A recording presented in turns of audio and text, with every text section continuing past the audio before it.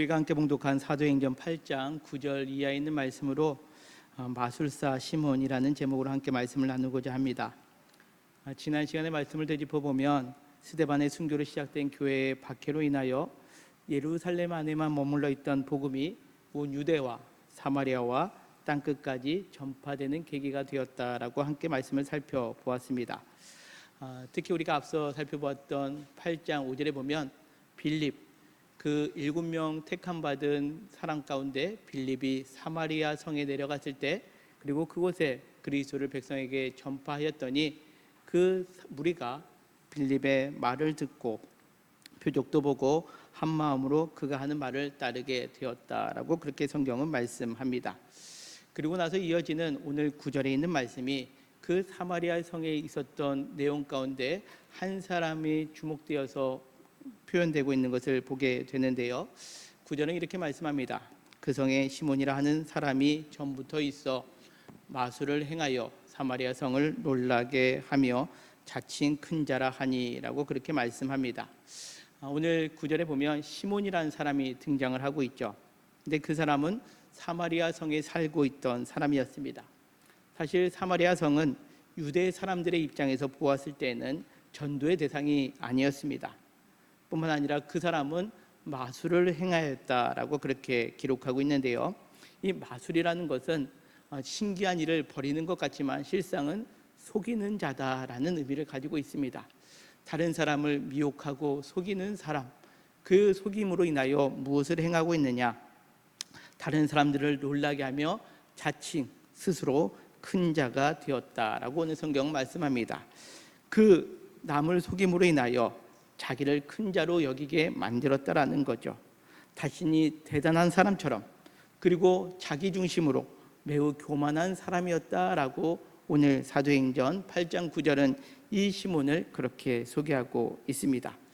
뿐만 아닙니다. 스스로 큰 자다라고 일컫는 것뿐만 아니라 그 마술을 행하여 사람들을 놀라게 하여서 그 사람들이 어떤 모습으로 이 시몬을 바라보느냐, 낮은 사람부터 높은 사람까지 다 따르며 이르되 이 사람은 크다 일컫는 하나님의 능력이라 하더라라고 그렇게 표현하고 있습니다. 사람들이 볼 때 이 시몬이 마술, 즉 속이는 걸로 큰 능력을 베푸는 것처럼 보이니까 그 지역에 살고 있던 사람들이 이 사람은 큰 사람이야, 하나님의 능력이야 라고 말했다는 거죠. 이것을 다시 한번 살펴보면 이 사마리아 성에 살고 있던 사람들이 하나님의 능력이 무엇인지를 제대로 분별하지 못하는, 알지 못하는 사람들이었다라는 것을 의미합니다. 뿐만 아닙니다. 그 사람들을 속이는 것이 잠시 잠깐으로 속이는 것이 아니라 이어지는 11절에 보면 오랫동안, 그 시간이 매우 길었다라는 거죠. 매우 긴 시간 동안 그 사람은 큰 능력을 행하는 사람으로, 그래야 자기중심적이고 교만함으로 많은 사람들이 자기를 따르도록 만들었던 사람, 그 사람이 오늘 설교의 제목인 마술사 시몬이라는 사람이었습니다. 그런데 그 사람의 모습이 변화되기 시작했다라는 거죠. 그 사람이 어떻게 변화되었느냐? 우리가 본 말씀 10절을 다시 보면 낮은 사람부터 높은 사람까지 다 따랐다라고 그렇게 표현되고 있죠. 또 11절에도 보면 오랫동안 그 마술로의 놀랐음으로 사람들이 그를, 즉 시몬을 따르다라고 그렇게 성경은 말씀합니다. 여기서 따르다라는 단어가 헬라어로 프로세코라는 단어를 쓰고 있습니다. 이것은 주의하다, 조심하다, 전념하다라는 뜻입니다. 사람들이 그가 놀라운 일을 행하니까 그 사람에게 집중하고 있다라는 거죠. 그가 마술을 행하는 이유는 사람들로 하여금 그를 집중하게 하고 자기가 위대한 사람인 양, 그리고 모든 것들이 자기 중심으로 살아가는 양 행하는 사람, 그 사람이 바로 마술사 시몬이었다라는 거죠. 자기가 큰 자가 되기 위하여 속이는 것을 마술이라는 도구로 사용하여서 모든 사람들이 자기로 하여금 집중하게, 전념하게 했던 사람이었다라는 것을 의미합니다. 그런데 이어지는 12절에 있는 말씀에 보면 빌립이 하나님 나라와 및 예수 그리스도의 이름에 관하여 전도함을 그들이 믿고 남녀가 다 세례를 받게 되었다라고 성경은 말씀합니다. 우리가 조금 전에 살펴보았던 5절과 6절에 있는 말씀처럼 빌립이 이 사마리아 성에서 복음을 증거했죠. 그 복음의 내용을 오늘 12절은 좀 더 구체적으로 이렇게 표현합니다. 하나님의 나라와 예수 그리스도의 이름에 관하여 전도했다라는 거죠. 예수 그리스도를 믿으며 이 땅에 하나님 나라를 이루어가는 것, 그리고 그 예수 그리스도의 이름을 믿음으로 인하여 우리가 구원받는다라는 것을 전도하게 되었다라는 거죠. 그때 사람들이 그 빌립의 말을 믿고 다 남녀가 세례를 받았다라는 겁니다. 시몬의 입장에서 빌립은 라이벌입니다. 그동안 사람들이 다 자기에게 집중하고 다 자기를 따르고 자기를 큰 자라고 여겼는데 어느 순간에 이 빌립이라는 사람이 등장해서 자기에게 집중했던 사람들이 이 빌립이 말한 하나님 나라와 예수 그리스도에 대하여 집중하게 되었다라는 것을 의미합니다. 그런데 오늘 이어지는 13절에 이렇게 말씀합니다. 시몬도 믿었다라는 거죠. 시몬도 믿고 세례를 받았다라는 겁니다. 그리고 전심으로 빌립을 따라다녔다라고 그렇게 성경은 말씀합니다.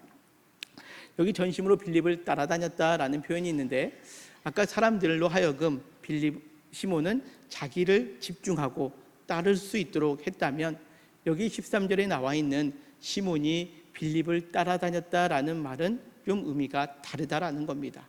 이 13절에 나와 있는 따라다니며라는 단어는 헬라어로 좀 어렵습니다. 프로스카르테레오라는 단어를 쓰는데요, 이거는 가까이 하다, 꾸준히 머물다라는 뜻의 단어입니다. 시몬이요, 자기중심적으로 교만했던 사람이었는데, 그리고 다른 사람들의 이목을 집중시키는 일에 남을 속이던 사람이었는데, 복음의 말씀을 듣고 믿게 되었고 세례를 받은 후에 전심으로 이 빌립을 가까이 하고 꾸준히 그 말씀 안에 머물렀다라고 그렇게 성경은 말씀합니다. 뿐만 아니라 그 나타나는 표적과 큰 능력을 보고 놀랐다라고 오늘 성경은 말씀합니다. 믿음의 사람과 동행하기 시작했음을 의미합니다. 마술사였던 시몬, 즉 다른 사람을 속이고 자기가 최고인 양 많은 사람들에게 집중받기를 원했던 그 시몬이었던 사람이 빌립이 전한 하나님의 나라와 예수 그리스도에 관하여 그 복음의 소식을 듣고 예수님을 믿었고 세례를 받았다라는 겁니다. 이것이 복음의 능력입니다.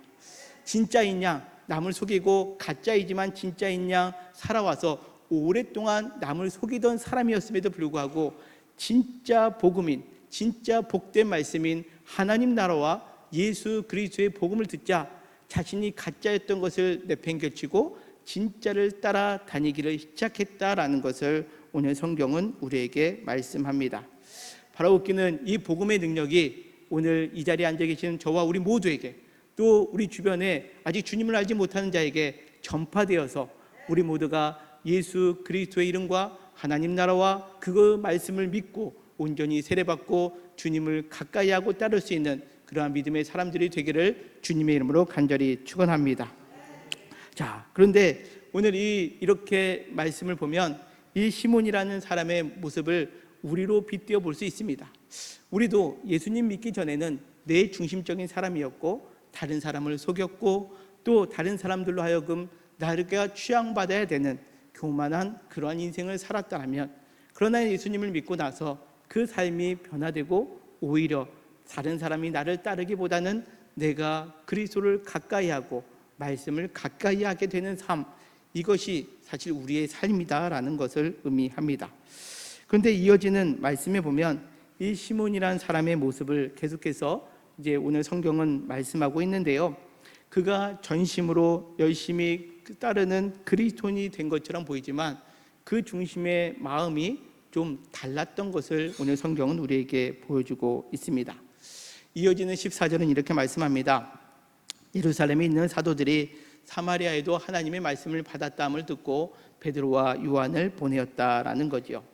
우리가 이전에 읽었던 말씀처럼 예루살렘 교회 박해가 되었을 때에 사도 외에 다 뿔뿔이 흩어졌습니다. 그 예루살렘 교회를 지키던 사도들이 사마리아 성에도, 즉 그들이 전도의 대상으로 여기지 않았던 사마리아 성에도 복음이 전해졌다는 말씀을 듣고 이제 베드로와 요한, 가장 중심이 되는 사도였던 베드로와 요한이 이 사마리아의 성으로 내려오게 되었다는 거죠. 15절에 보니까 그들이 내려가서 그들을 위하여 성령 받기를 기도했다라고 성경은 말씀합니다. 그 이유는 16절에 이렇게 말씀합니다. 이는 아직 한 사람에게도 성령 내리신 일이 없고 오직 주 예수의 이름으로 세례만 받을 뿐이었더라 라고 그렇게 말씀합니다. 자, 여기서 우리가 의아할 수밖에 없는 내용이 하나 등장을 하는데요, 이들이 아직 성령이 내리신 적도 없는데 그들이 어떻게 했다고요? 예수님을 믿고 세례를 받았다라는 겁니다. 우리가 지난 시간에 성령 세례와 성령 충만에 관하여 말씀을 나눌 때에 성령 세례, 즉 우리가 예수님을 믿습니다. 그리고 내가 예수님을 나의 구주로 고백할 수 있는 것은 내 마음 가운데 누가 임하셨기 때문이라고요? 성령님께서 임하셨기에 우리는 예수님을 믿는 신앙을 고백할 수 있다라고 말씀을 드렸습니다. 그런데 오늘 이 사도들 눈에 보이었던 이 사마리아 사람들은 아직 한 사람에게도 성령 내리신 일이 없었다라고 표현하고 있죠. 어떠한 의미냐? 이 사도들도 시야가 자신들이 경험한 시각에서 지금 이 상황을 보고 있다라는 겁니다. 사도들에 의해서 성령의 내리신 일은 사도행전 2장에 등장하고 있는 오순절 마가다락방에 내렸던 성령의 충만의 사건입니다. 그 사건을 통해서 그들은 삶이 변화되었고 또 그들의 함께 모여 있을 때에 교회가 세워진 것을 보게 되었다라는 거죠. 다시금 이야기하자면 이 사도들이 보고 있는 이 성령의 내리신 일은 단지 성령 세례를 의미하는 것이 아니라 지금 사마리아 사람들에게는 성령의 충만함을 통해서 삶의 변화가 보여지지 않았다라고 그렇게 우리가 여길 수 있습니다. 이에 17절에 보면 두 사도가 그들에게 안수함에 성령을 받았다라고 성경은 말씀합니다. 이 두 사도 베드로와 요한이 그 사마리아에 예수님을 믿고 세례받은 이들을 위하여 안수하였을 때에 그들에게 성령이 내리시게 되었다라는 거죠. 성령을 받게 되었더니 어떠한 모습이 되었을까요? 우리가 안수할 때 성령을 내리신 것을 어떻게 알 수 있을까요? 여기서 말하는 것은 성령이 받게 되었을 때 그들이 성령의 충만함이 되었고 그들의 삶의 변화가 일어났다라는 것을 의미합니다. 그러기에 이어지는 18절에 보면 시몬이 사도들의 안수로 성령 받는 것을 보게 되었을 때 그것을 돈을 들여서라도 자기가 그 능력을 갖기를 원했다라는 겁니다. 성령을 받았을 때에 아무런 일이 일어나지 않았다면 시몬이 그 상황을 보고 내가 돈 주고 그것을 사겠습니다 라고 말했을까요? 그렇지 않았다라는 겁니다. 그들에게 성령이 받는 그 사건이 그 사마리아 사람들의 삶이 변화되는 그 모습을 보게 되었고 그 변화되는 모습이 시몬에게는 능력으로 본 겁니다. 그러기에 18절에 있는 말씀처럼 시몬이 사도들의 안수로 성령 받는 것을 보고 돈을 들여 이르되 이 권능을 내게도 주어 누구든지 내가 안수하는 사람은 성령을 받게 하여 주소서라고 그렇게 요청하고 있다라는 겁니다. 자, 지금 이 세례를 예수님을 믿고 세례를 받고 빌립을 잘 따라다녔던 이 시몬이 지금 사도들에 의해서 성령 받는 모습을 보면서 그 권능을 나에게도 좀 내가 돈 주고라도 사겠습니다 라고 말하고 있는 이유가 무엇이었을까요? 그는 성령의 능력으로 하나님의 일을 감당하는 것이 아니라 오늘 성경의 모습을 보면 그는 어떻게 그 능력을 통해서 자기 자신이 예전과 같이 높아지고 드러나기를 원하고 있었음을 우리는 성경을 통해서 알 수 있습니다. 왜냐하면 19절에 보면 이 사람의 말을 한번 집중해서 보십시오. 이 권능을 내게도 주어, 누구에게요? 다른 사람에게 주는 것이 아니라 내게도 주어 누구든지 내가 안수하여는 사람은 성령을 받게 해달라고 요청하고 있다는 겁니다. 이것은 사도행전에 모든 사람에게 성령의 충만함을 받고 예수 그리스도를 증거하라는 사도행전 1장 8절에 있는 말씀과 전혀 맞지 아니하는 모습이 지금 이 시몬의 모습에 담겨 있다는 거죠. 우리가 잘 아는 사도행전 1장 8절은 무엇입니까? 오직 성령이 너희에게 임하시면 너희가 권능을 받고 예루살렘과 온 유다와 사마리아와 땅끝까지 이르러 누구의 증인이 되는 겁니까? 예수 그리스도의 증인이 되는 겁니다. 그런데 오늘 이 시몬은 그 성령의 권능이 누구에게 쓰여지기를 원하고 있습니까? 자기 자신에게 쓰여지기를 원하고 있다는 거죠. 자기가 과거에 살아왔던 모습처럼 사람들이 그 성령의 권능을 내가 받으면 예전처럼 사람들이 나를 주목하게 되고 나에게 집중하게 되고 나를 따르게 되는 것, 그것을 지금 원하고 있어서 이 말을 행하고 있다라는 겁니다. 이것은 무엇을 의미할까요? 우리가 예수님을 믿고 구원받았지만 아주 중요한 순간에 우리의 옛 성품, 옛 습관, 옛 삶의 태도가 고스란히 드러날 수밖에 없다라는 것을 의미합니다. 시몬은 세례도 받고 또 빌립이 따르는 그 그리스도인의 모습으로 삶을 살아가는 것 같지만 내면에는 여전히 옛 성품, 옛 습관, 옛 삶의 태도가 고스란히 남아 있다라는 거죠. 시몬만 그럴까요? 그렇지 않습니다. 예수님을 믿고 우리가 삶을 살아가는 우리 모두가, 저를 비롯한 우리 모두가 바른 신앙을 위해서 예배도 드리고 기도도 하고 봉사도 하고 더욱더 신앙생활 열심히 하지만 결정적인 순간에 우리는 옛사람의 모습이 내 안에 드러나는 것을 우리는 경험하게 됩니다. 저만 그런가요? 여러분들은 어떻습니까? 그렇지 않습니까? 내가 예수님을 믿고 바르게 살아가야지 하지만 어느 순간에 나의 옛 성품, 오늘 시몬에 의하면 사람들이 나를 따라야 되고 내가 내 중심적으로 삶을 살아가야 되고 내가 다른 사람보다 큰 자가 되고 높아져야 되고 내가 교만한 그 모습이 우리 안에서도 옛 모습 그대로 드러날 수밖에 없게 되었다라는 것을 의미합니다. 겉으로는 세례를 받았습니다. 그리고 이제 내가 예수님을 따르겠습니다 라고 그렇게 표현했지만 실상은 중요한 순간이 날 때마다 우리의 성품은 고스란히 나타나게 된다라는 거죠. 자, 이 시간 우리의 모습을 한번 되돌아보았으면 좋겠습니다. 내가 예수님을 믿고 세례도 받고 열심히 헌신도 하고 봉사하지만 여전히 내 옛 성품이 드러나는 순간 우리는 그러면 어떻게 할까요? 오늘 그와 같은 모습을 가진 자에게 오늘 베드로는 이 시몬에게 질책을 하며 이렇게 성경은 말씀합니다. 20절과 21절인데 같이 읽겠습니다. 시작. 베드로가 이르되 내가 하나님의 선물을 돈 주고 살 줄로 생각하였으니 내 은과 내가 함께 망할지어다. 하나님 앞에서 내 마음이 바르지 못하니 이 도에는 내가 관계도 없고 분깃될 것도 없느니라. 아멘. 자, 이와 같이 옛 성품이 그대로 드러난 시몬에게 베드로가 아주 끔찍한 말처럼 질타를 합니다. 무엇입니까? 내가 하나님의 선물인 성령을 돈으로 살 줄로 생각했다라는 거죠. 그의 사고에는 늘 항상 물질이 우선이었는데 그 물질처럼 삶을 살아가기에 그 물질, 즉 은과 내가 함께 망하게 된다라고 그렇게 표현하고 있습니다. 여기 성경에 보면 내가 하나님의 선물을 돈 주고 사는데 무엇과 함께 망합니까? 은과 함께 망한다라는 표현을 가지고 있습니다. 이것은 누구를 떠올리느냐? 우리가 성경 안에서는 찾아볼 수 없지만 여러분들 예수님을 팔아버린 사람이 누굽니까? 가룟 유다입니다. 가룟 유다가 예수님을 은 30냥에 팔아버렸습니다. 물질로 인해서 예수님을 팔아버린 것처럼 그 시몬의 지금 이와 같은 모습도 그 은과 같이 은으로 예수님을 팔아버린 가룟 유다가 망한 것처럼 너도 망하게 될 것이다라고 강력한 경고의 말씀을 하고 있다는 거죠. 단지 그냥 물질로 망하느냐? 그게 아닙니다. 21절은 더 우리를 놀랍게 합니다.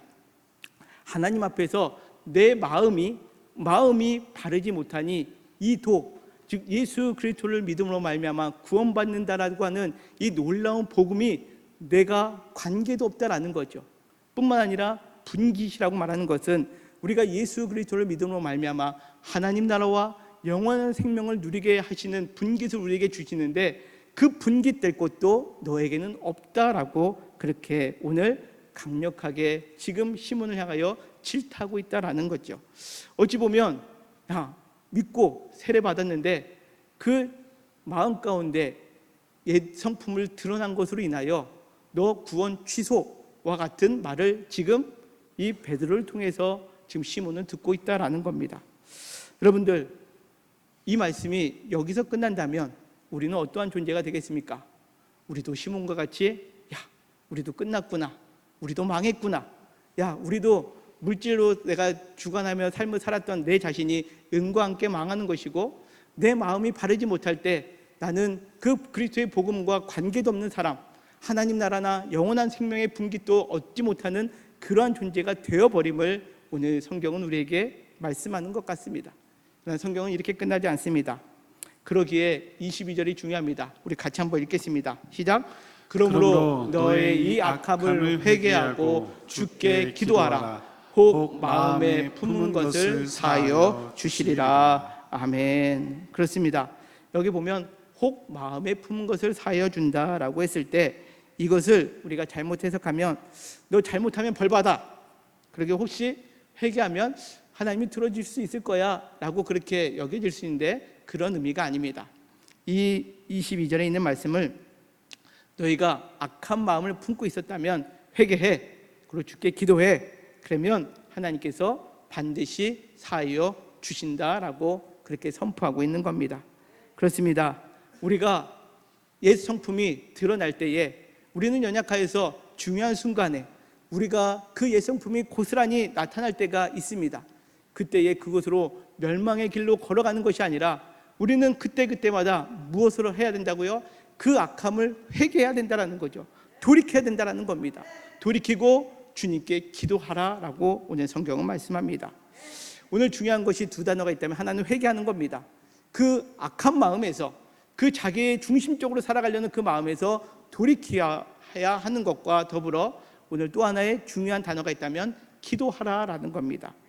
여러분들, 우리는 기도할 때 무엇을 생각합니까? 헬라어로 기도라는 단어가 몇 가지 단어가 등장을 하는데요. 우리가 제일 많이 생각하는 기도라는 헬라어 단어는 프로슈코마이라는 단어를 씁니다. 이거는 간청하다라는 의미가 있습니다. 여러분들, 부족함이 있을 때 하나님께 구하시죠. 그게 프로슈코마이의 기도입니다. 여러분들, 건강이 연약할 때 건강을 하나님께 구하시죠. 그것이 하나님께 간청하는 기도, 즉 프로슈코마이의 기도입니다. 또 이 프로슈코마이의 기도에 또 다른 의미가 있다면 예배하다라는 뜻입니다. 오늘 장로님께서 예배의 자리에 기도를 해주셨는데 하나님께 영광을 돌리는 기도, 그리고 이 예배 가운데 우리가 온전히 하나님께만 집중하고자 하는 그 기도를 드린 것, 그 기도가 바로 프로슈코마이의 기도입니다.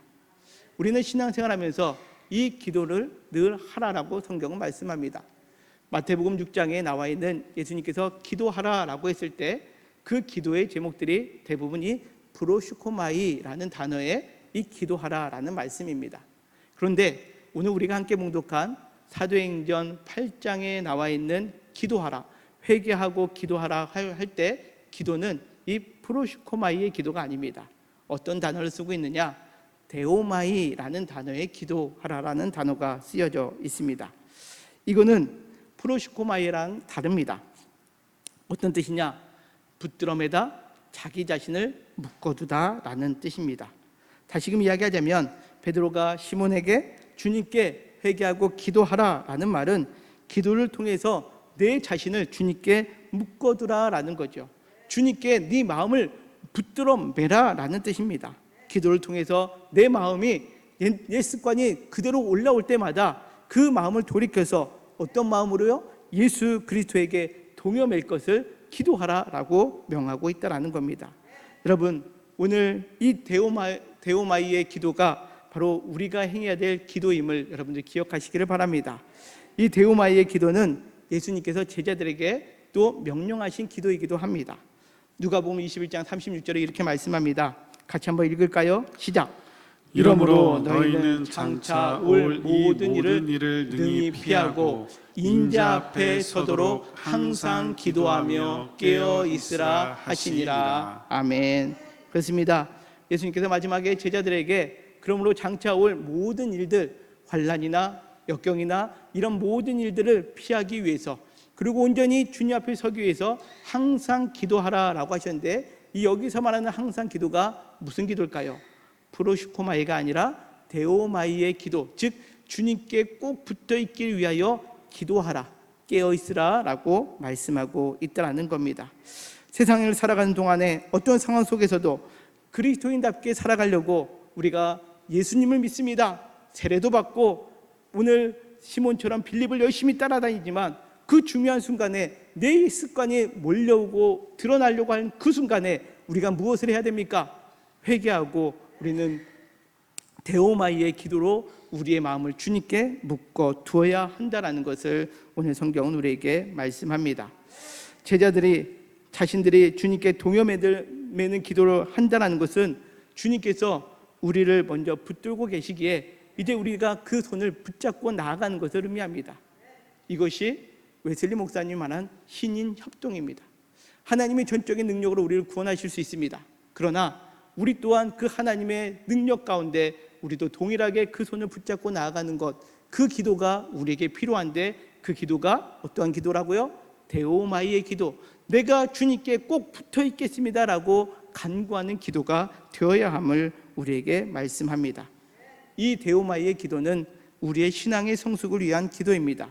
내 생각, 내 습관, 내 방법, 이 그동안 살았던 모든 것들을 다시금 올라올 때마다 그것을 회개하고 돌이켜 주님의 생각으로, 주님의 방법으로 살아가기 위하여 주님께 나를 동여매는 것, 그때 오늘 성경은 우리에게 말씀하는 겁니다. 그러면 사하심을 받게 된다라는 거죠.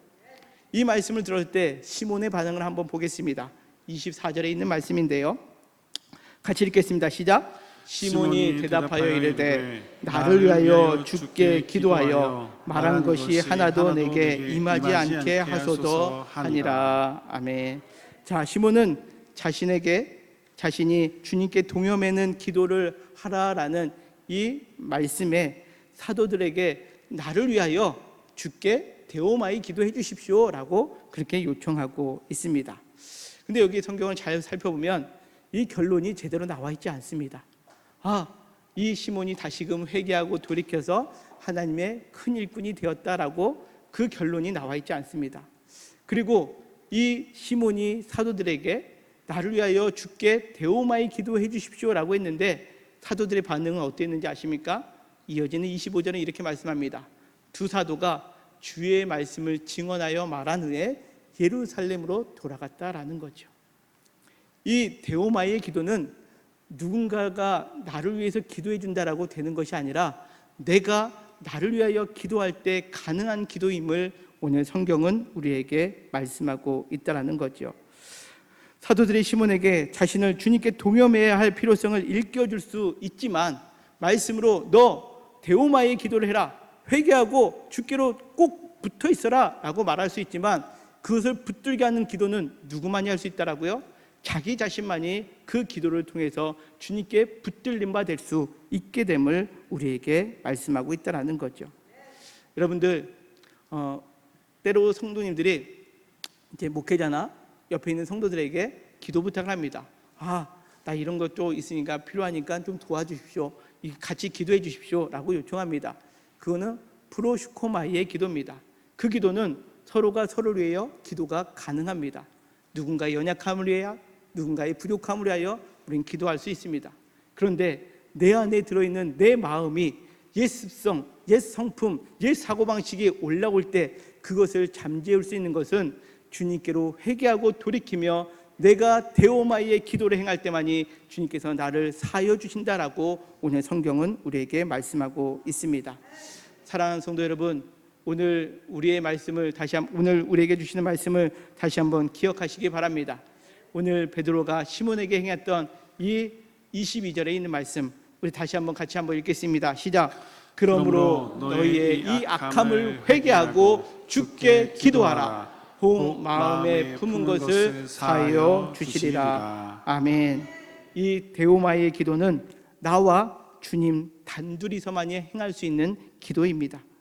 우리의 마음을 주님께, 우리의 삶을 주님께 붙들어매는 이 데오마이의 기도, 그러기 위하여 우리는 날마다 주님의 긍휼을 구할 수밖에 없고 주님께서 나를 붙들고 있기에 내가 그 손을 잡을 수 있음에 감사하며 나아갈 수 있는 기도가 된다라는 거죠.